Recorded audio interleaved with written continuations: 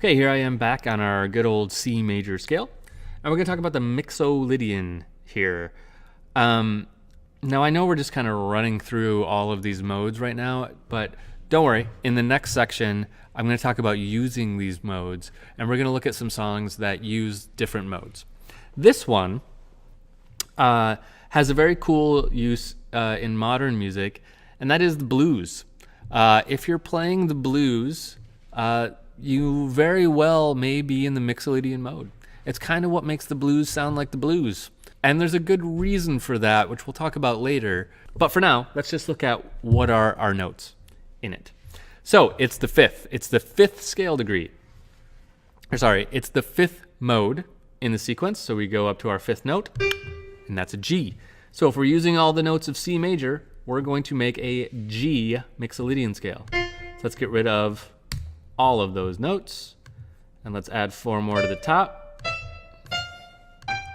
And now we have G to G using all the notes of C major, which makes a G Mixolydian scale. Here's what it sounds like.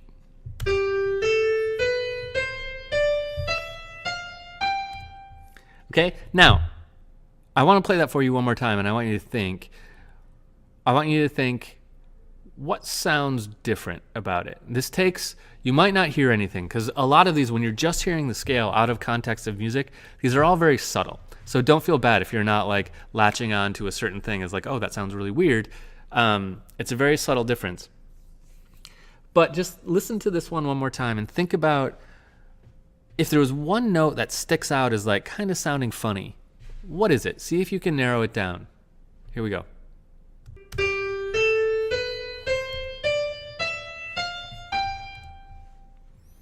Anything stick out to you as sounding weird? Hold on to that for just a second. Let's think of one more thing.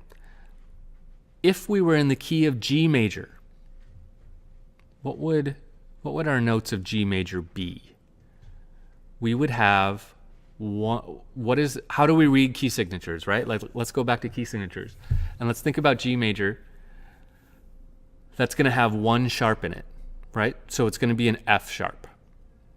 So the key of, let's look at our key signatures here. This, having 1 sharp, this is the key of G major, because remember we have 1 sharp, we go up a half step, and we call that G major. So that means G major has an F sharp in it. This one does not have an F sharp in it. It has an F natural.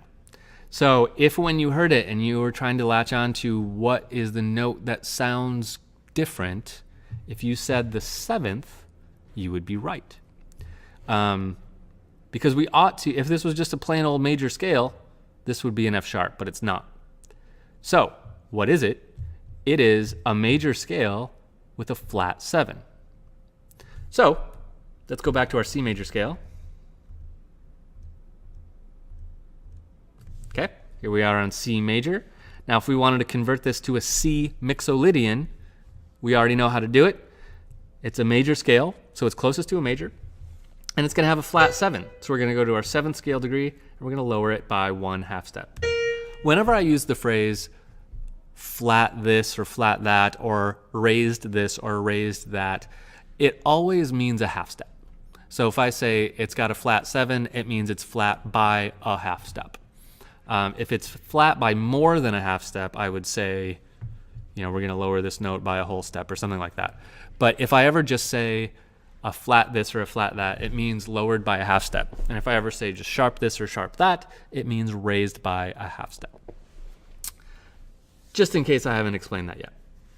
So there we have a C Mixolydian scale. It's a major scale with a lowered 7th scale degree.